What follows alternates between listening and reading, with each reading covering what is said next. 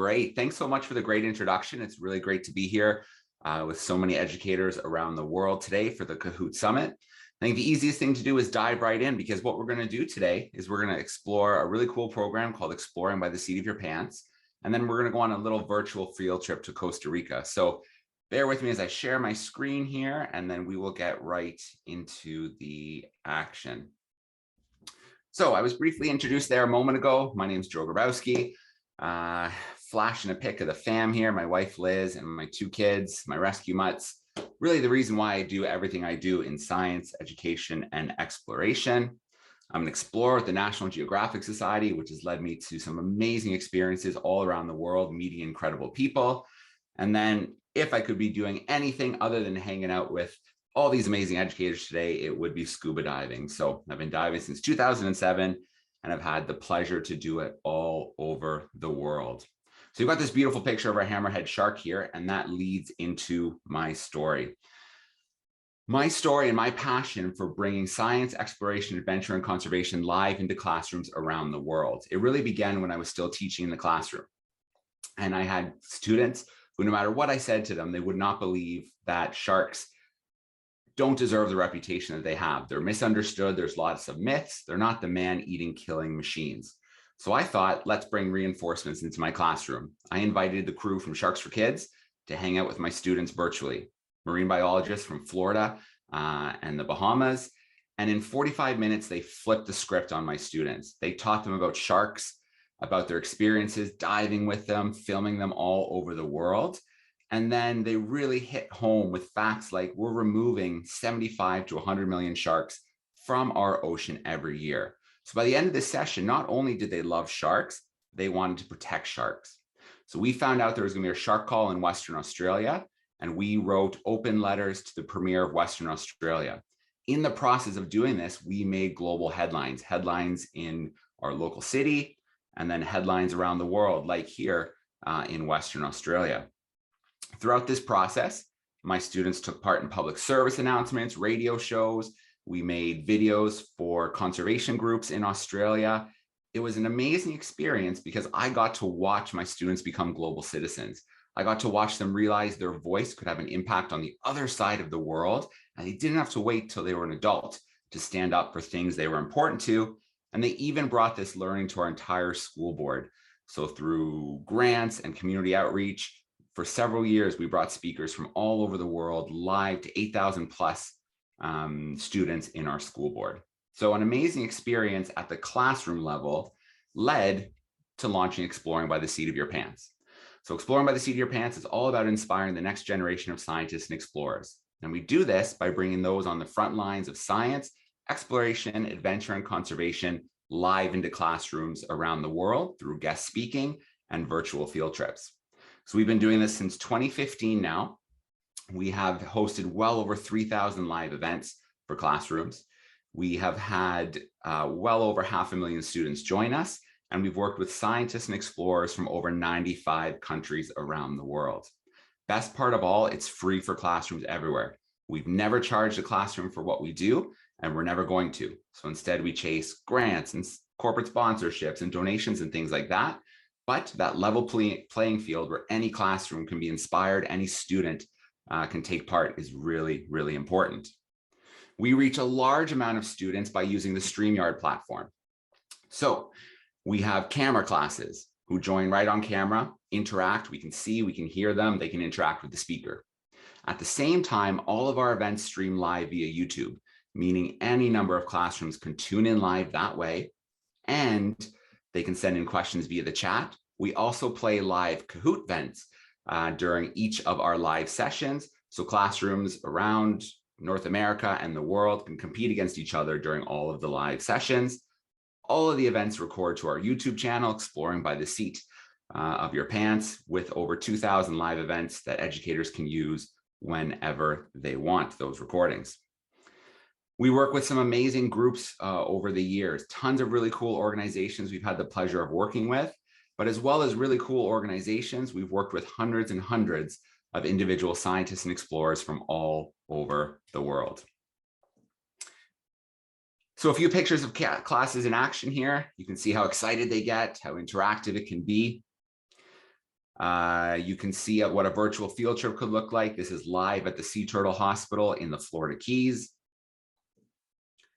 You can see what it looks like if your class is still virtual, where you can gather all of your students into a virtual room together, share your screen.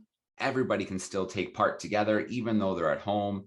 They can send in questions. They can compete in the live Kahoot quizzes. So even if your groups are still virtual, you can still get in on the action. So it's always fun to see classrooms, whether they are virtual or whether they are still live in the classroom. On any given month, we could be hosting 40, 50, 60 live events for classrooms to join into. We always have really cool themes. Like February is a lot of fun. We kick all the men out in February, and we only host women in science and exploration from all over the world. October is another great month where we focus on space exploration. So astronauts, scientists, engineers, those from NASA, ESA, SpaceX, join in for that month to share their stories, the work they do, their explorations off of our planet, but also looking right back down at our planet. Now, most of the events take place from a scientist or explorer's home, their office, their lab, maybe in the field with a really good connection. We also have a series of textbook-sized satellite units we send around the world. We broadcast live from the most remote places on the planet, like the top corner here, Clipperton Atoll, the most remote coral island on the planet, volcano in Guatemala, the Gui River in Gabon. The corners here are ringed by live events in Antarctica, and here's a sea elephant colony in California. You can see the natives are pretty interested in the satellite gear as well. Here's a Magellan penguin in Argentinian Patagonia. So to wrap up, before I share a little video clip and then we take our little virtual field trip together, you want to visit exploringbytheseat.com. That's where you're going to find all of the action. I'll share that link one more time near the end of the presentation. Every event has an event page where you can see how many camera spots are left. You can share on social media. You can put the event on your calendar. You can register for a camera spot. You can register to tune in live on YouTube. We'll make sure after your registration comes in, you get all the links you need to join the way that you want to join us. So here's an example. On June 21st, World Giraffe Day at the Toronto Zoo, we will be going live from there with their giraffes. And of course, we can't leave out Kahoot. We're really excited to be a premium content partner with Kahoot. So if you visit the Discover section and look for Exploring by the Seat of Your Pants, we're adding more and more lessons that you can do with your classroom. So recordings of events, recordings of special lessons from scientists and explorers in the field. Then you can interact and play with some of that content with your students. So let's show instead of just tell.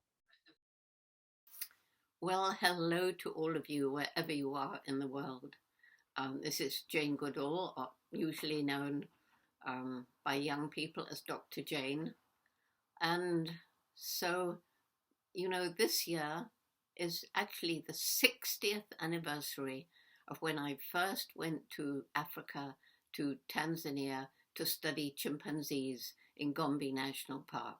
So here we have Herbie. Don't know whether you can hear those little vocalizations. You can see the large eyes and the ear openings behind. Their main sense are those sensory pits and the smell, but they do use those eyes and ears as well.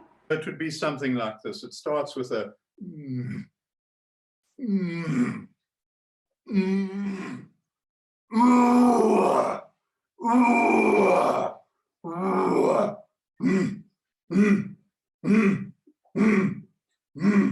then you hope you don't have a heart attack afterwards. All right, I think we can do that, boys and girls. I'm going to turn your microphones on. They are all on right now. Let's hear your best version of a male column.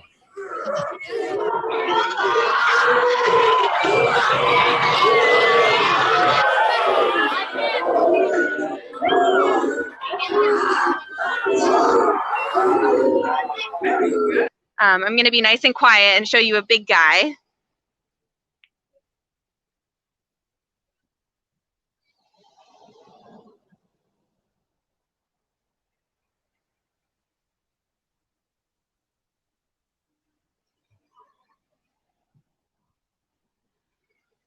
and then I'll take you over to a young pup of the year. So if you look really carefully at this pup, you'll see that the pup is marked 28P in bleach.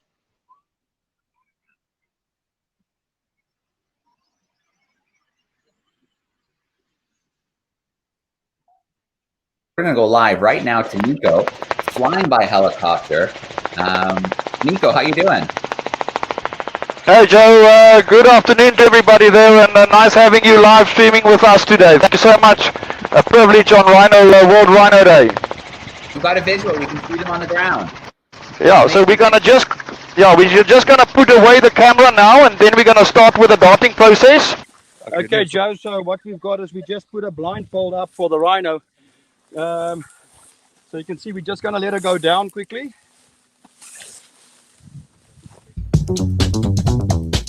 Allora, buonasera ragazzi, io sono un ragazzo senegalese che vivo qua del Pigneto da tanti anni. Come il Pigneto è una quartiere da tanti anni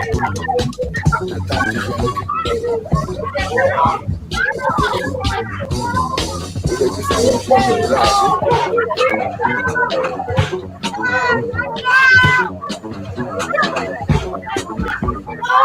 Oh, there's a capuchin running around on the ground. Can you guys see the capuchin? We'll go over and we'll see the capuchins. We got to take this opportunity. So look at that. Can you see him, Joe? Not. Oh, yeah, up in the tree. Yeah, very cool. Yeah. Well, look right in front of us now, just a couple of meters off the ground. There's a white-faced capuchin. Can you see him? Yes. Oh, yeah, going up the tree. Oh, wow. Another one hopping up. Very cool. Uh-huh. So how amazing is that? It's working. Was a cat. This had cows all over it just about 7 years ago. And now we got a tree full of white capuchins. Absolutely amazing. It's so cool to see. And it's so rewarding. Now there might be more of them on planet Earth, but there's not too many cave divers that can identify animals, so we haven't found them yet. Thank you. We'll see you again tomorrow. Loud as we can from all the classes out there.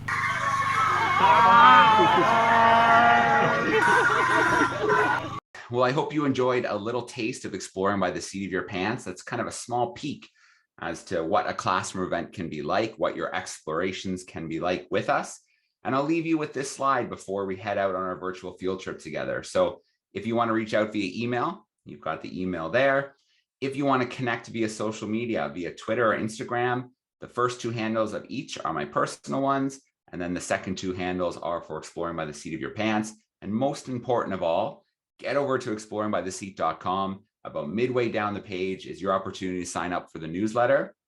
Now, things are winding down for the summer, where we take July and August for new partnerships to rally and get ready for a massive September, which will probably see us hosting anywhere from 500 to 600, maybe even 700 live events during the school year. So I mentioned that the best way to experience one of these trips is to take a little virtual field trip. So we're going to head to Costa Rica. We're going to head to the Toucan Rescue Ranch, where we have Isaac joining us. The Toucan Rescue Ranch has been around since 2004, rescuing and rehabilitating native Costa Rican wildlife, from sloths to toucans to kinkajous to anteaters to porcupines, and on and on and on. Toucan Rescue Ranch, how are we doing today? All right. Well, thank you so much, Joe. I've been doing pretty well. Thank you. And yeah, as Joe said, my name is Isaac. I'm going to be the guide for today's tour, right? So I'll be telling you a little bit about the animals that we have here and about our work. So I know that probably you're really excited to see some animals, but first, let me tell you really quick about the work that we do here. So we are a rescue center and a wildlife sanctuary. We are two different things. As a rescue center, we focus on rescue, rehabilitate, and rewild animals. Now, what do I mean with this? So in Costa Rica, there's the Ministry of Environment, or how we rather to call them here, the Wildlife Police. Sounds way cooler. And yeah, those guys, they bring animals to us. They bring wildlife that were found injured or that were pets. So in Costa Rica, it's illegal to keep any kind of wildlife as pets. And yeah, here we have a team with vets, rehabilitators, nutrition specialists, that they are in charge of taking care of these animals. They provide them with the proper diet, the treatments, the meds, the rehabilitation, anything the animal needs. So after this process, the rehabilitation that could take as long as the animal needs to, we take them and we rewild them. We put them back to the wild, back to their natural habitat, back to where they belong. Unfortunately, it's not in every case that we can do that. Sometimes, for some reason, we cannot rewild an animal. For example, a bird that is not able to fly, or a predator that is not a really good hunter. So in those cases, we start working as a wildlife sanctuary. So as a wildlife sanctuary, we have animals that are permanent residents, and we make sure to provide them with the best quality of life that we can give them. The proper diet, immediate medical care, enrichment. If they are social animals, we will provide them with companionship. If they're solitary, well, an enclosure just for themselves, with no one else bothering it. And yeah, that's like our focus as a wildlife sanctuary, as I said, to give them the best quality of life. So with that being said, I want to switch the camera now to show you the stars of this place, the animals, and especially here, the baby sloths. So as Joe said, we started working in the year 2004, but we started working with birds, especially toucans, but with birds in general. But everything changed in the year 2007 when the first sloth arrived here. So I think we're going to see Millie. But yeah, since 2007, we started working more with some other mammals and especially sloths. So we have this program called Saving Sloths Together. That is a program that we have with another institute that is called the Sloth Institute. And here we have orphan baby sloths that we raise and rehabilitate with the aim to returning them back to the wild when they are strong and independent enough. So as I said, these babies are orphans. They are orphans because either their mother died or abandoned them. We don't breed sloths. And yeah, every newborn that arrives here has to go through 5 stages before being rewilded. Those stages are preschool, elementary school, middle school, high school, and then finally college. So yeah, guys, education is important even for sloths. We need to teach them how to eat, which species to eat, how to climb, even how to poop. And yeah, in each stage, we focus on something in specific, right? So these ones are in high school. These sloths, their names are Colin and Tallulah.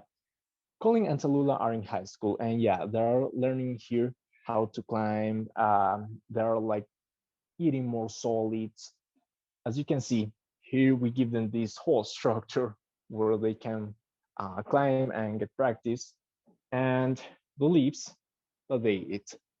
So sloths are folivorous animals. This means that they eat mostly leaves, mostly foliage, right? And well, now I want to take you to show you an adult sloth. Yeah. So just one sec. As I said, we started working with sloths since the year 2007. And I'm going to show you the first sloth to ever arrive here. So she's like the queen of this place. She's so spoiled. Just one sec. So this beauty is Millie. Millie is a 2-fingered sloth. As you can see there, she has 2 fingers. So in English, they also receive the name two-toed. But honestly, here we're not fans of those names, two-toed or three-toed, because look at this. This is a 2-toed sloth, but has 3 toes. So that's why we rather to call them 2-fingered or 3-fingered instead of 2-toed or 3-toed. Because yeah, this one is a 2-fingered, but in Costa Rica we also have another species that is a 3-fingered. And well, Joe said something about sharks that I loved. He said that they don't deserve the reputation they have. And actually, I will say that sloths, they don't deserve the reputation that they have either. People picture them as really slow animals, adorable. We receive people here that say that they want to hug a sloth. And believe me, once you see a sloth angry, you don't want to be near a sloth anymore. So these animals can be really aggressive and really dangerous to us and to some other animals. So, as I said, they are polypores. They eat mostly leaves, but they have canines, those types of teeth that only carnivores have. So, the only reason why these animals have those teeth is to defend themselves, because yeah, they're not carnivores, right? And believe me, a sloth bite, it's not pretty. It is really nasty. It can get infected easily. This is because they have a lot of bacteria inside their stomach. So yeah, I said they eat mostly leaves, but there's no, and there has never been an animal capable to digest leaves. So when they're eating, they're not like feeding themselves directly. The bacteria that they have inside their stomach will take the leaf, and by the fermentation process, they will give something more valuable to the sloth. That's where they get most of the energy and the nutrients from, basically. And yeah, as I said, they can be really dangerous and aggressive, and we need to take care of ourselves when we are like handling a sloth. Not only because of their teeth, but also their claws. So yeah, those long claws are really sharp. These animals have been able to rip off dogs' bellies, for example, and take out the intestines. I know it sounds pretty cruel, but well, that's how they behave when they defend themselves. Also, since they live in treetops, since they are arboreal, they have the pulling strength and the grip really developed. So these animals can break someone's arm easily. And yeah, we need to be very careful with them.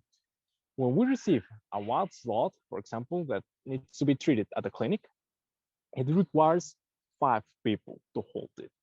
A person for a limb, and the 5th person will be holding the head.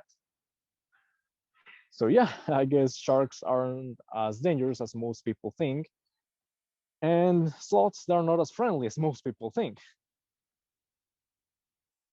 So yeah, for me, these animals used to be just like this cute animal that existed and that was all, but since I started working here, I got to learn about them.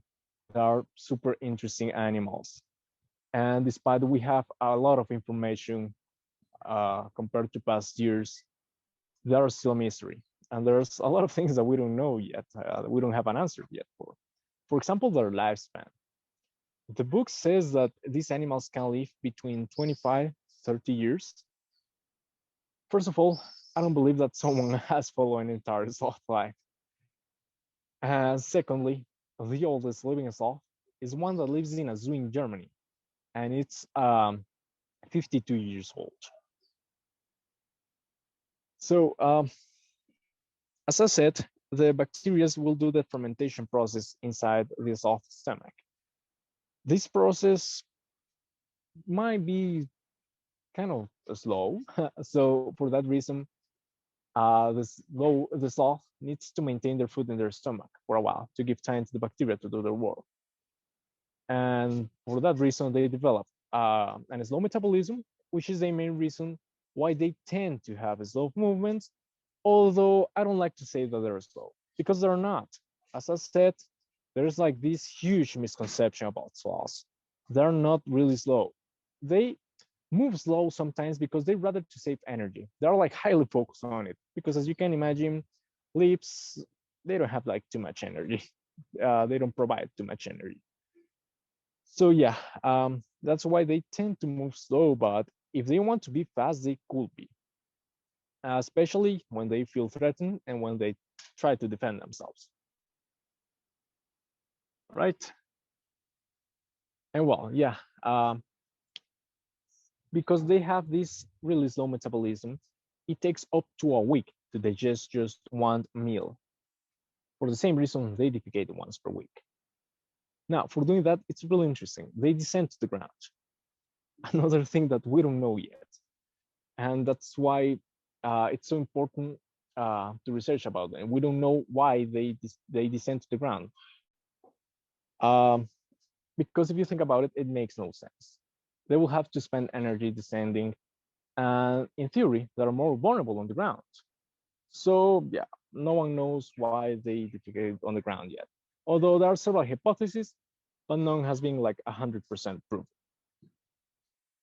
Okay, and yeah, as I said, this sloth here, her name is Millie, is the first one to arrive here. Before Millie, we only worked with birds.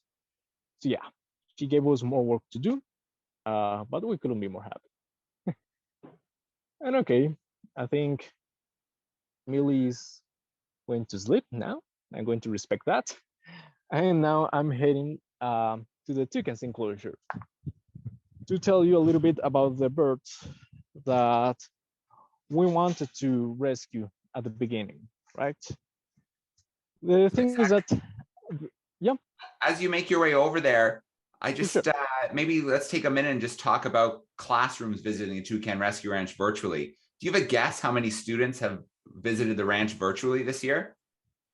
This year, oh, that's like a really difficult question to answer, because that's like one of the most common tours that we have.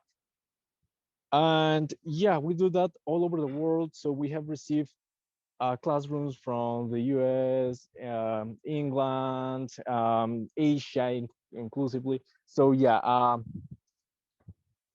like I'm the sure number it's of in the students, thousands of students, no question. Yeah. Oh yeah, for sure. So I want to stress, as we're looking at the toucans here, that when we visit with Exploring by the Seat of Your Pants, we do it with large groups of classrooms, but you can go to the website and register for your own personal tours. And then the donations go to the Toucan Rescue Ranch to keep doing the incredible work that they are doing. But I see one of our friends looking nice and colorful, so I'll let you take over again, Isaac. So yeah, this colorful friend is Mango. He's a rainbow-billed toucan. So yeah, they also received this name. Let me show you. Kill-billed. But yeah, here we'd rather to call them rainbow-billed because it's like more obvious. And the reason why Mango is so colorful and brightful is because he's healthy here. So we have received toucans that were pets, for example, despite it's illegal, something that sadly happens. And when they arrive because of this, they tend to arrive very malnourished. Something easy to tell just by looking at them. They acquire like much duller and opaque colors. And that happens because people, they don't know what toucans eat usually. So these animals, they love to eat fruits, but they're omnivorous animals. So they will also need to eat insects. Will be amphibians, reptiles, smaller birds, smaller mammals, eggs, hatchlings. So I have seen a video of a toucan eating a squirrel to give you an idea. And yeah, people, they don't know that toucans can eat all of these different animals. So when they keep a toucan as a pet, they will feed them with just like banana, like the cheapest fruit that we have, and they need a source of protein. It's something really important. However, it's better to not keep one of these animals as pets because they don't deserve that, right? They're wildlife, and as I said, it's illegal in Costa Rica to keep them for a good reason, right? So yeah, this is Mango, rainbow-billed toucan. But now let me show you another individual that we have over here. This beauty is Moonshine. Moonshine is a yellow-throated toucan or chestnut-billed toucan. So this is the biggest species that we have in Costa Rica and the second biggest in the world. So you can picture how big they are. They can measure up to 21 inches. And yeah, I would say that the characteristic that makes toucans so famous is their beak, right? So they're oversized beak that despite being large, it's quite light because the material of the beak is keratin. It's made of keratin, the same protein that we have in our fingernails and in our hair. So that makes the beak lighter, and it's an advantage because otherwise it will be really difficult for them to fly, right? And yeah, their beak, it's a really useful tool. They can use it to reach for food that will be unreachable for other species of birds. As a defense, they actually attack other birds with their beak. They're kind of like a fancier crow, I described them. But the main reason why they have that beak for is because it's a highly efficient thermoregulation system. It helps them to cool down when they're overheated. So actually, it's really similar to the function of a radiator from a car, for example. There's like a flow of blood inside their beak, and that helps them to distribute better the heat. So yeah, it is a really useful bill at the end. I actually recently read in an article that some species of birds are developing larger beaks due to global warming. But that will really depend on the species and the structure of the beak, right? And well, as I said, this is a yellow-throated toucan. We already saw a rainbow-billed toucan. In Costa Rica, we have 6 different species of toucans. Here at the ranch, we have 4 of them. So let me show you the other 2 species really quick.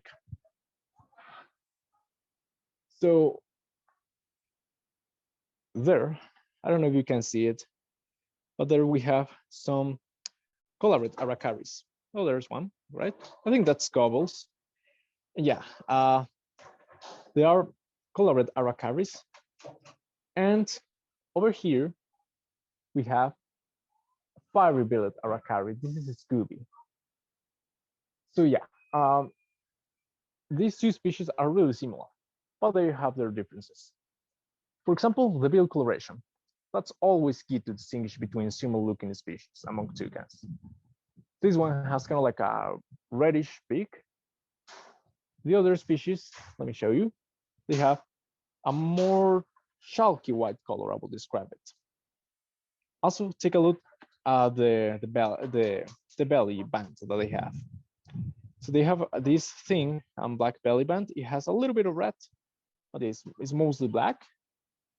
And in the case of this other species, you can see that it has a broad and red belly band. So those will be the 2 main differences between these 2 species. Well, Isaac, I hate to tear us away from Costa Rica and the amazing native wildlife, the incredible work that the Toucan Rescue Ranch does.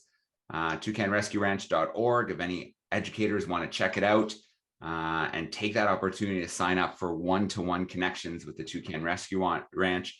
Isaac, a big shout out to you and the whole team. We always love our journeys there. Thank you so much for joining us at the Kahoot Summit. Well, thank you so much, Joe. And yeah, as you said, we have the website that is toucanrescueranch.org, where you can see even more information about us. You can see like the virtual tours that we have, the classroom virtual tours. And yeah, there's a lot of things going on there. So yeah, check it out. All right. Well, I guess we're coming to the end of our time here at the summit. I want to thank all the educators and of course the organizers for the summit. Don't forget to head over to exploringbytheseat.com, sign up for the newsletter. We're going to be a little quiet July and August as we rally for a massive launch in September. And then you will find 40, 50, 60 live events a month. So thanks so much for hanging with us today.